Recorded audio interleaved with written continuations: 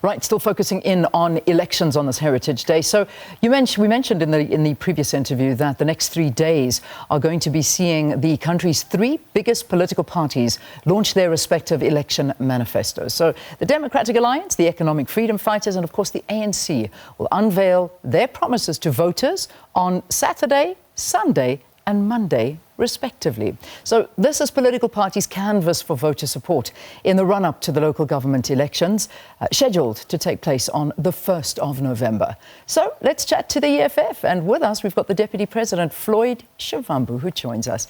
Great to see you. Thanks so much for joining us here on Morning Live. No, thank you very much for having us as well. Happy Heritage Day to you. Floyd, talk to us. What is heritage for you? I mean, I know I'll get into the business of politics shortly, but it's an important day for us. So what does it mean for you?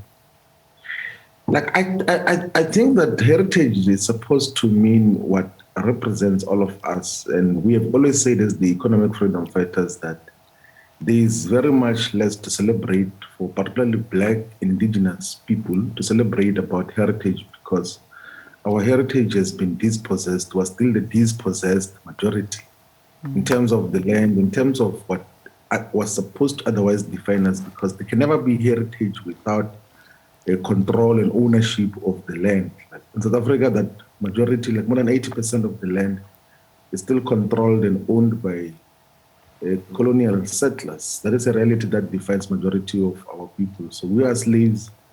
We've been turned into slaves in our own country, so there is not much heritage that we could really celebrate that is worth like celebrating in the manner that it is currently. So heritage, of course, has to speak to tradition and culture and all these other aspects, but we have been deprived of that right. Hence, we have got the economic emancipation movement that is fighting for the restoration of our heritage truly. Now, heritage has to be the ownership of the land equitably by all of us. And so, but as things stand, there isn't a real heritage that is worth celebrating for majority of the indigenous. Yeah. And that's clearly at the heart of what the EFF stands for and your party manifesto, because I know that you're going to be launching it this coming weekend. It's on Sunday, if I'm not mistaken. And, you know, some of the issues that you're speaking to are some of the things that a lot of South Africans speak to as well. And I can imagine that is a massive focus within your manifesto. So talk to us about that, the content and the main riding issue. Obviously not the details, because that's coming out on Sunday, but the biggest thing that you feel the EFF in the manifesto stands for. Look, the manifesto of the EFF is a culmination of a very intense process of public consultations with different sectors of society, even under difficult circumstances. We got to have the leadership of the EFF listen to different sectors of society in communities, the fishing community, artists, professionals, farm workers, domestic workers. A variety of consultations were then conducted thoroughly in terms of what gets to happen, but also listening to ordinary people in communities that live in different localities. And then that then led to the finalization of the manifesto, which was adopted by the Central Command team. But also a unique approach that has been taken thus far is that the manifesto also expresses a clearer detail of what the EFF municipalities will do in all the 218 local municipalities in South Africa. So it's not just broad commitments. So it then goes to the deeper details of, in terms of municipality A in Johannesburg, in Tshwane, in Gekling, in Rustenburg, in Den Hazer, in Amahlati, in all of these areas, what will be the clearer commitments of the economic freedom fighters? And that is what the Commander-in-Chief and President Julius Malema will be outlining when he outlines the manifesto on Sunday, the 26th. So that is basically how we've got to come to the manifesto process, that we got to consult with as many people as possible, to the extent that we had understood that a local government election manifesto has to be localized. And then, of course, there are a lot of common things that cut across all municipalities in terms of the capacity of municipalities to deliver their own services, this issue of the skills in municipalities to then be able to gain access to conditional grants, which is the bedrock of how service delivery must be dealt with at the local state level. But then there are issues which are specifically relevant to some of the municipalities, and that is how we have approached the manifesto process. And it's a culmination, it's basically an expression, it's a summary of what the people have said are their aspirations in all the localities in South Africa. So the manifesto speaks to the aspirations of the people, and the Commander-in-Chief will explain the key essence and what is the key theme of the 2021 Local Government Elections Manifesto of the Economic Freedom Fighters. And it's a big one for you. I mean, when we look at what you're doing, you're contesting every single municipality, 257 municipalities, of Julius Malema, the leader, of course, announcing that you're going to be contesting 4,468 wards in these upcoming municipal elections. So you are going out in full force. I mean, you are going to be there, candidate lists complete, everything has been ticked. It's now just to get out there and canvass support.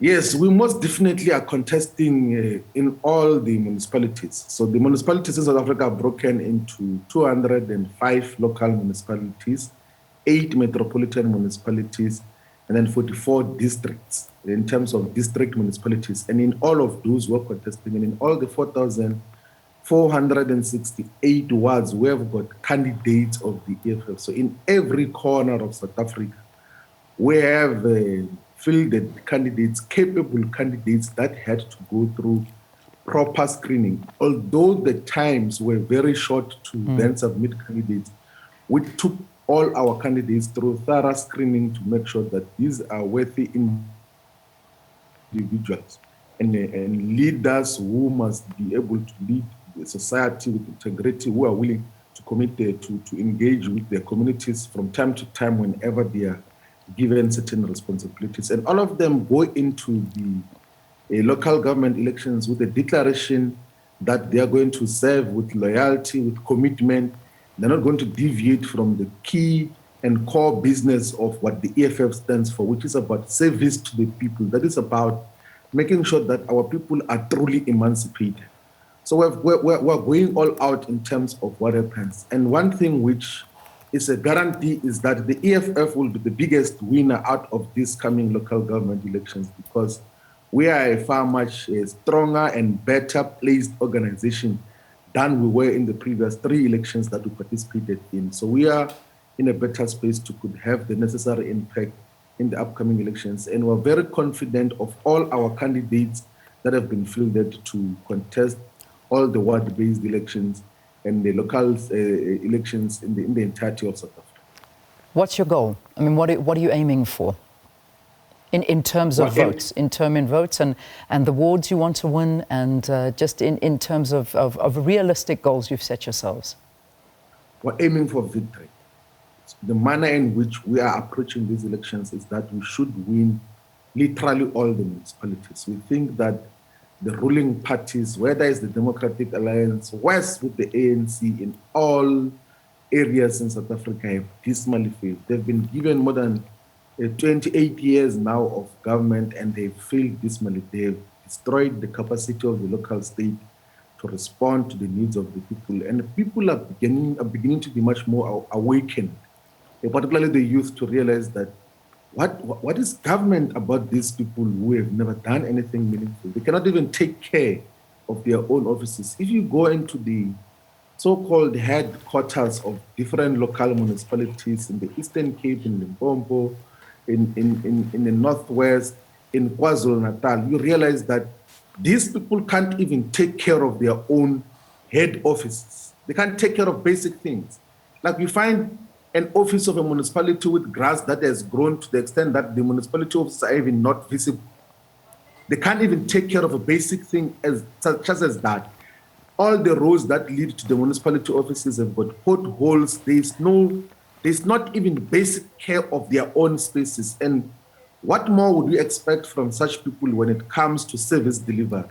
So the people of South Africa are beginning to realize that this vehicle that has been used to lead local government, called ANC or Democratic Alliance, have dismally failed. There is beginning to be awakening now that there must be a different political party that must be given the responsibility of leading the local state. And that is the economic freedom fighters. That is the feedback that is coming. And by the way, it's not just us who are saying that this is our aspirations. Even the scientific polls are telling these ruling parties that they are going to dismally fail. And of course, the media is understating the fact that whatever happens, the economic freedom fighters will be the biggest winner out of the 2021 local government elections, because we are a true organization that is consistent, that services the people. There are so many victories which, even in our 5 years of participation in local government, we've already achieved in all the areas where we've got councillor representatives of the economic freedom fighters. So we are ready to govern, and we will then be providing government. We will be government of a lot, if not all, the municipalities post 1st November 2021. Through coalitions, will you be interested in joining coalitions? Or obviously your goal is to win outright, as you've said, but would you be open to joining coalitions? We're not entertaining the question of coalitions now. We are dealing with the local government elections with the aim of gaining total victory. If we do not have the total victory, and then in some instances there's a need for coalition, we will deal with that at that particular time. We cannot aim on coalitions now. Our focus now is to contest elections and win them so that we can provide better and much more solid services to our people. Who must create employment and make sure that our people are reunited with the land, because at the center of all our programs is the land question. I want to just end off. Obviously, details are about the party's election manifesto. The launch, as we've said, is happening on Sunday. It's 10 o'clock. It's at Gandhi Square here in Gauteng. But the EFF have gone on record saying you're not going to be monitoring numbers. I mean, COVID protocols, you're not interested in that at this point. You want to canvass to as many people as possible. Are you still standing by that? We are going to launch the manifesto of the EFF in Gandhi Square on Sunday, the 26th of September, and all the people who are going to be participating in the launch of the manifesto, those who are going to attend, the leadership, the media, are going to be insulated from the possibilities of being infected by the coronavirus. So there will be proper safety measures that are going to be in place, and we've made sure that everyone else who is going to be participating in that particular launch of the manifesto is properly taken care of. So those who are going to come must be rest assured that there are very little chances that they might end up living there with the disease. Everyone else who will be participating will be well taken care of. Because we're a responsible organization in the manner that it is in terms of how we proceed. So that is basically what we're going to be doing. We have done that before. We had a program on the 27th of April in Atteridgeville. We had a program to go to SAPRA to march for the diversification of vaccines. And there was not even one incident that got to happen. So that is what defines the EFF. The manifesto launch is going to be a very emphatic program that is going to still protect the lives of our people. And we're calling on those who want to participate in it to participate. But also, we're going to be streaming that manifesto launch in all our social media platforms. And those who are going to be gaining it through the website don't have to pay. It's going to be zero rated in terms of data. You don't need to buy data to watch via the EFF website. You just log in and then watch it for and free. Stream it. No data required. That's great. That's really good. But just we're getting into headlines. 500 people, will you cap it at that? Or if you get more than 500 people, you don't mind, you'll let them all in? So all the participants in the manifesto launch of the EFF are going to be insulated from the coronavirus. That is what we can confirm. Okay, you'll confirm that, but you're not confirming you'll stop at 500. In terms of how we're going to handle it. So that is the most definite thing that we're going to do. All right, listen, good luck. Deputy President of the EFF, Floyd Shivambu, talking to us as the party prepares to unveil its election manifesto this coming weekend. Of course, that'll be analysed and quizzed in the coming weeks to come. But as we've been mentioning, the big three parties are going to be launching in the next coming days, and the EFF is on Sunday.